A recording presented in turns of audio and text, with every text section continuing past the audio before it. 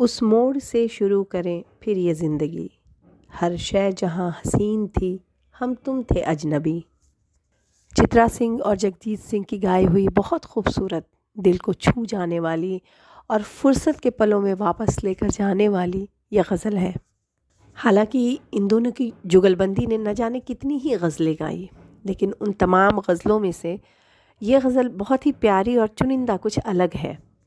इस गज़ल में प्यार का एहसास भी है, लेकिन कुछ खो गया है। उन खोए हुए पलों को याद करते हुए इतनी खूबसूरती से उसको बयां किया गया है, इतनी चुनिंदा लफ्ज़ों का इस्तेमाल करते हुए, कि ये गज़ल वाकई में बहुत खूबसूरत है सुनने पर।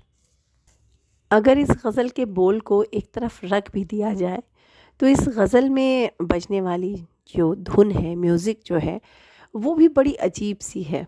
बहुत ही जैसे लग रहा है एक दूसरे को कॉम्प्लीमेंट देते हुए गाना, लफ्ज़ और बोल, म्यूज़िक सब एक धुन में एक साथ एक दूसरे को पूरा करते हुए चल रही है आगे।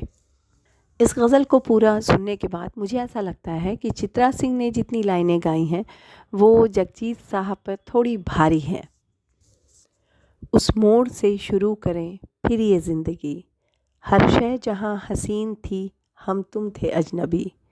उस मोड़ से शुरू करें फिर ये ज़िंदगी, लेकर चले थे हम जिन्हें जन्नत के ख्वाब थे, फूलों के ख्वाब थे, मोहब्बत के ख्वाब थे, लेकिन कहाँ है उनमें वो पहले सी दिलकशी।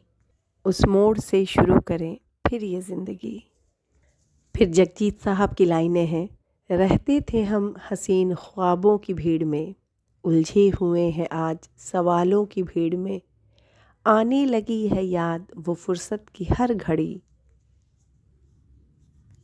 उस मोड़ से शुरू करें फिर ये ज़िंदगी, शायद ये वक्त हमसे कोई चाल चल गया, रिश्ता वफा का और ही रंगों में ढल गया, अश्कों की चांदनी से थी बेहतर वो धूप ही। उस मोड़ से शुरू करें फिर ये ज़िंदगी। ये गज़ल अगर ध्यान से सुनी जाए तो एक बहुत ही गहरा सुकून देती है, और कहीं ना कहीं उन पुराने खूबसूरत गर्मजोशी से भरे हुए पलों को याद दिलाकर मजबूती भी भरती है, ख़ास तौर से तब जब वो अकेले हों और उदास हों। हालांकि कई लोगों की अपनी ये राय भी होगी कि ये बहुत ही उदास गज़ल है, लेकिन मेरे ख़्याल से ये उदास गज़ल नहीं है। ये कहीं ना कहीं बहुत एनर्जी से भर देने वाली, एक सुकून का एहसास दिलाने वाली एक मखमली सी गज़ल है।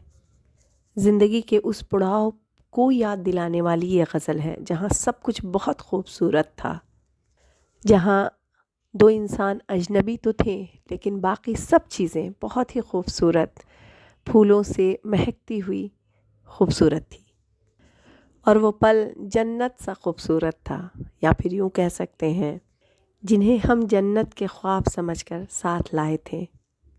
सिर्फ यही नहीं, बल्कि ख्वाबों की ऊंचाइयां किस तरह बयां हुई हैं कि मोहब्बत के और फूलों के ख्वाब थे, लेकिन अब वो खूबसूरती थोड़ी कम हो गई, शायद वो चमक थोड़ी कम हो गई, शायद फूलों में जो खुशबू थी, जो महक थी, जो रिश्तों में गर्माहट थी, वो शायद थोड़ी कम हो गई।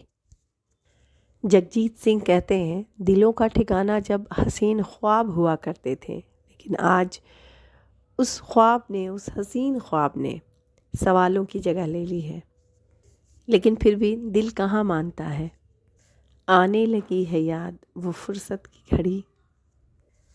फिर चित्रा सिंह ने बहुत मासूमियत के साथ एक शिकायत की है, शायद वक्त ही कोई चाल चल गया, वरना सब कुछ तो हसीन ही था, और जो एक बहुत खूबसूरत वफ़ा के पाबंद रिश्ते थे, वो कोई और रंग, कोई और शक्ल ले लिया।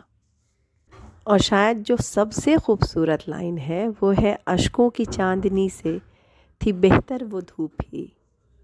शायद आज वो सब हासिल है, लेकिन वो सुकून, वो खूबसूरती, वो गर्माहट आज वो नहीं है। तो ये चांदनी कहीं ना कहीं फीकी है, उदास है, और जब चीज़ें कम थीं, हर कुछ थोड़ा कम था, परेशानियाँ तो थीं, लेकिन फिर भी सब बहुत हसीन था। मेरे हिसाब से इस गज़ल का मतलब कुछ ऐसा ही होना चाहिए, लेकिन हर किसी की समझ, हर किसी का मतलब निकालने का तरीक़ा बिल्कुल अलग होता है। जगजीत सिंह और चित्रा सिंह की जोड़ी ने बहुत ही खूबसूरत गज़लें दी हैं।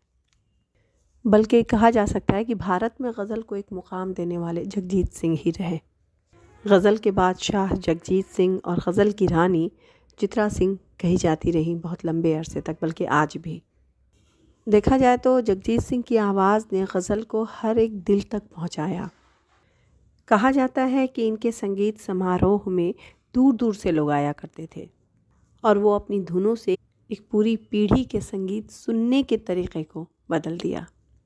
1969 में इन दोनों की शादी हो गई और 1990 में इनके इकलौते बेटे विवेक की कार हादसे में फौत हो गई। इस दिल को चीर देने वाले हादसे के बाद चित्रा सिंह ने गाना छोड़ दिया। ये कहा जा सकता है कि चित्रा सिंह और जगजीत सिंह की प्रेम कहानी बहुत ही खूबसूरत लेकिन दर्द से भरी रही।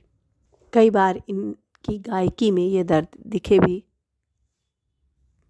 लेकिन इनकी गाई हुई गज़लें आज भी बहुत ही ज़्यादा सुनी जाती हैं, पसंद की जाती हैं और बरसों तक ये सिलसिला कायम रहेगा। आप लोगों को इनकी कौन सी गज़ल सबसे ज़्यादा पसंद है, ज़रूर बताइएगा। मैं नीलम अफरोज़ आप सभी के सामने रहूँगी थोड़े इंतज़ार के बाद कुछ पुराने और नए किस्से के साथ।